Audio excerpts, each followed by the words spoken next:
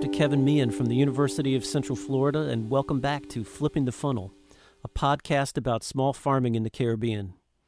This is episode 3 of our 4-part conversation with Dr. Leighton Naraine, author of a new book on small farm management titled Optimizing the Use of Farm Waste and Non-Farm Waste to Increase Productivity and Food Security, Emerging Research and Opportunities, and that was published in 2019 by IGI Global. In this episode of our podcast, Dr. Naraine goes into more detail about the importance of diversifying farm operations, how his new book is being used in schools, and what some of the next steps are for advancing research on his flipping the funnel concept that is the focus for this podcast series. Over time, Flipping the Funnel offers a strategy for creating successful small-scale Caribbean farms that are integrated, diversified, and generate zero waste.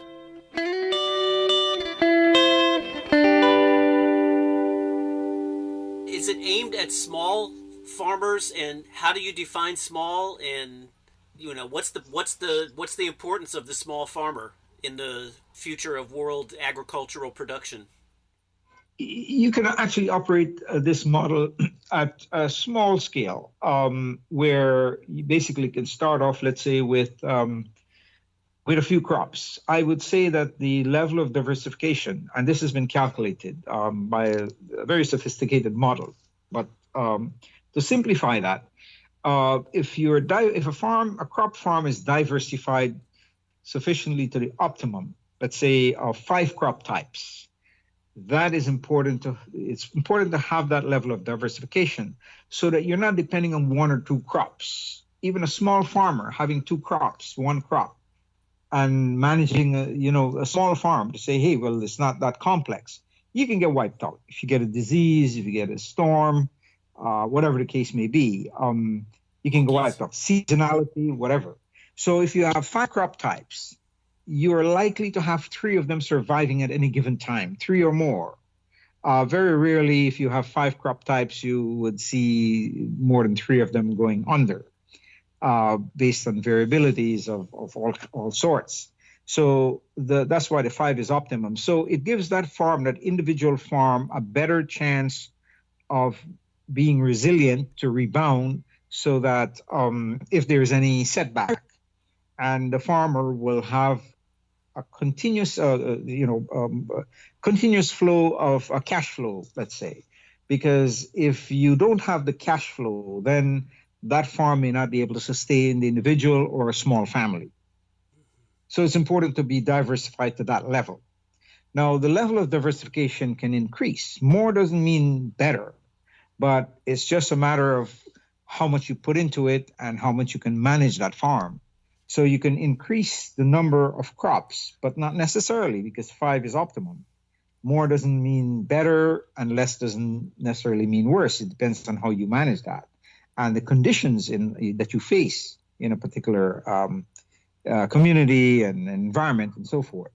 But as you diversify more with some cash flow, once you build that cash flow mechanism, over time, you will be able to then have a steady income stream that you can invest more in the farm and diversify more. Because more diversification means more capital investment.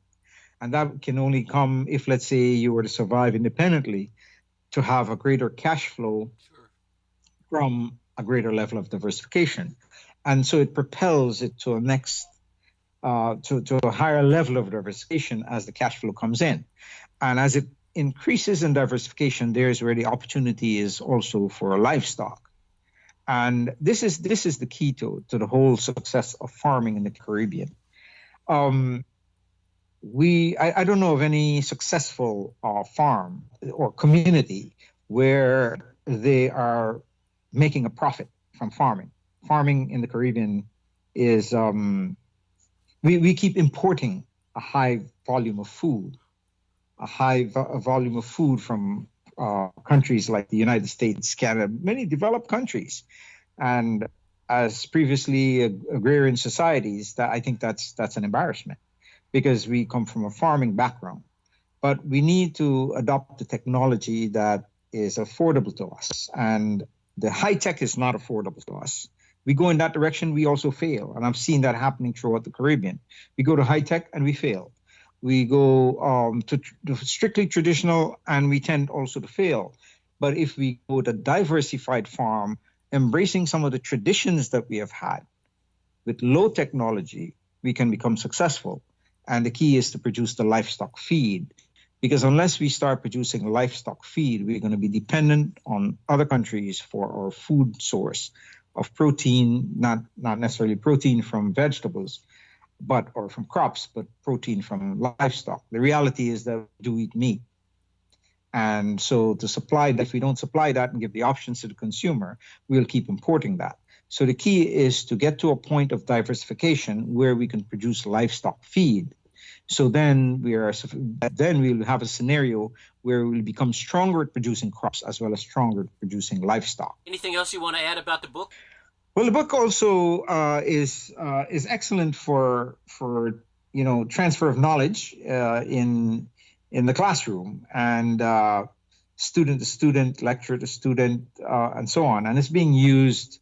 The book is being used to deliver courses. In fact, Ross University has agreed to buy some of these books to use in their programs. And it could be used either at the high school level, it could be used at the college level, the university level, because there are varying levels of complexity. But everything is so simplified that you don't necessarily have to get too complex with it. But if you wish to do that, you can, and you can take it to a higher level. So it offers opportunities, or is accessible by a wide range of ability levels, even at a farmer level farmer who may not have formal education. So even non-formal educational settings can utilize this, but it can be from non-formal to formal. And many farmers, more and more, are having formal training. I'm a farmer, and I've been to a high level of education, and here I'm producing a book, but I still do farming. And I have to get into the practical level of things because I have to do things on the ground.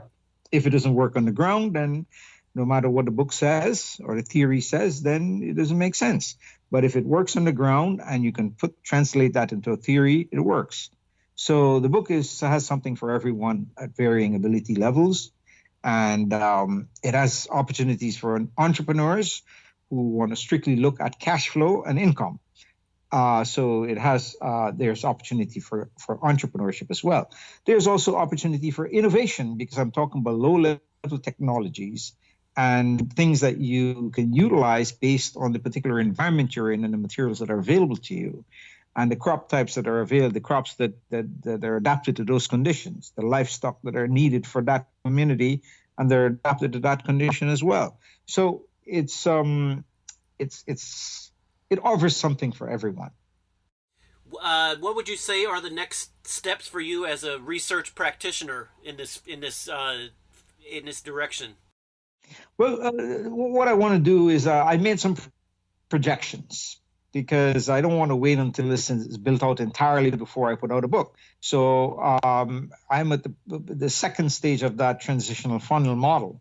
And so I want to build out the entire concept, which will require more funding. I can wait on the process naturally, as I've described in there, to achieve that over time. And so it's a time factor there as well. But if I were to have an injection of capital, I can achieve that at a faster rate. And if I'm able to do that at a faster rate, then I will be in a strong position to work on replicating this model farm for other farmers, for the benefit of other farmers and the community, and also scale it up to a national level and even a regional level internationally and so on. So I want to be able to do that, because this talks about an individual farm, and the unit of analysis is at the farm enterprise level, the individual farmer. Even when you get up to a national level, it's important not to lose that focus, because the success of the individual farmers is what is going to build a national economy around farming. Now, when you get up to a higher level, let's say you scale it up, scaling it up will still require that input, but then you are able to build food security. You're able to get into reduce exports. imports. You're able to increase exports. So it affects the balance of trade. So you're starting to now look at a multiplier effect for that community, that you're building an economy around farming. But then you're also transitioning from farming from the primary sector activity, where it's relatively least competitive than other sectors of the economy, such as in manufacturing and service. So as you build more into a national economy, you can transition farming from primary to secondary and tertiary levels without getting rid of the primary, because you still need the primary as the base. So transitioning doesn't mean that you get rid of one level or you jump levels to get into the other level. No, you strengthen the primary level. That's the foundation, and then you take off into the other levels of the economy.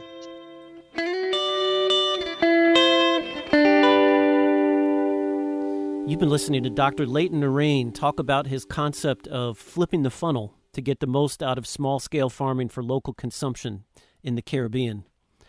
In our next podcast episode, Dr. Naraine wraps up discussion of his new book with comments on how it could work as a guide for policymakers, what governments can and can't do to help small farming in the Caribbean, and how small-scale farming is already becoming cost-competitive with imported food in St. Kitts. You can find his book through IGI Global Publishing. Their website URL is www.igi-global.com. That's www.igi-global.com. And you can also go to Dr. Naraine's author page on Facebook. It's called Flipping the Funnel for Farm Sustainability. And there you can find more information, including a chart illustrating the different phases in flipping the funnel. And you can check out photos of plum tree farms in beautiful St. Kitts. For now, I'm Dr. Kevin Meehan from the University of Central Florida saying thanks for listening, and please tune in again to Flipping the Funnel for more insights on small farming in the Caribbean.